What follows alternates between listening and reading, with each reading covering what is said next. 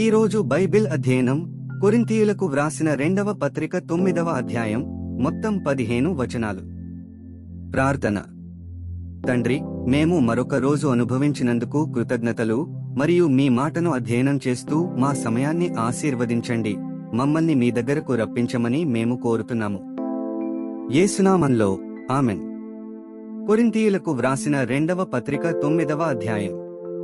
పరిశుద్ధుల కొరకైన ఈ పరిచర్యను గూర్చి మీ పేరు వ్రాయుటకు నాకగత్యము లేదు. మీ మనస్సు సిద్ధమైయున్నదని నేనెరుగుదును. అందువలన సంవత్సరము నుండి అకయ సిద్ధపడియున్నదని చెప్పి నేను మిమ్మును గూర్చి మాసిదోనియ వారి ఎదుట అతిశయపడుచున్నాను. మీ ఆసక్తిని చూచి అనేకులు ప్రేరేపింపబడిరి. అయితే మిమ్మును గూర్చిన మాతిశయము ఈ విషయములో వ్యర్థము కాకుండునట్లు నేను చెప్పిన ప్రకారము మీరు సిద్ధముగా ఉండుటకై ఈ సహోదరులను పంపితిని. మీరు సిద్ధపడని ఎడల ఒకవేళ మాసిదోనియ వారెవరైనను నాతో కూడా వచ్చి మీరు సిద్ధముగా ఉండకపోవుట చూచిన ఎడల ఈ నమ్మిక కలిగియున్నందుకు మేము సిగ్గుపరచబడుదుము. మీరును సిగ్గుపరచబడుదురని ఇక చెప్పనేలా?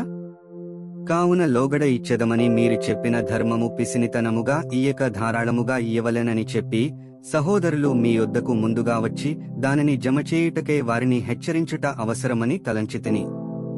కొంచెముగా విత్తువాడు కొంచెముగా పంట కోయిను, సమృద్ధిగా విత్తువాడు సమృద్ధిగా పంట కోయిను అని ఈ విషయమే చెప్పవచ్చును.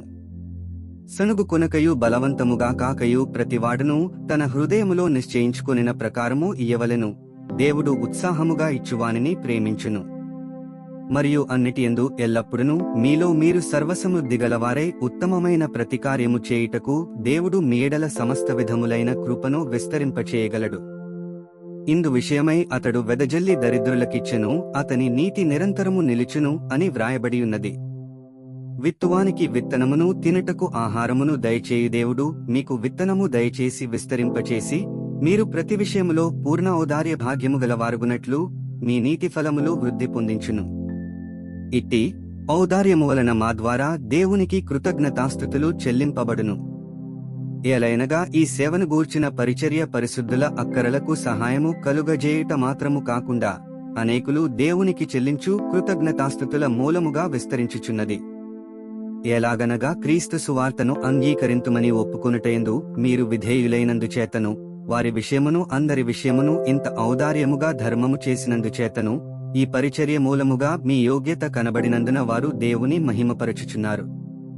మరియు మీ ఎడల దేవుడు కనుపరచిన అత్యధికమైన కృపను చూచి వారు మీ నిమిత్తమై ప్రార్థన చేయుచు మిమ్మును చూడవలెనని ఎక్కువ కోరిక గలవారైయున్నారు. చెప్పశక్యము కాని ఆయన వరమును గూర్చి దేవునికి స్తోత్రము. 15 వచనాలు చదివియున్నాము. ముగింపు ప్రార్థన.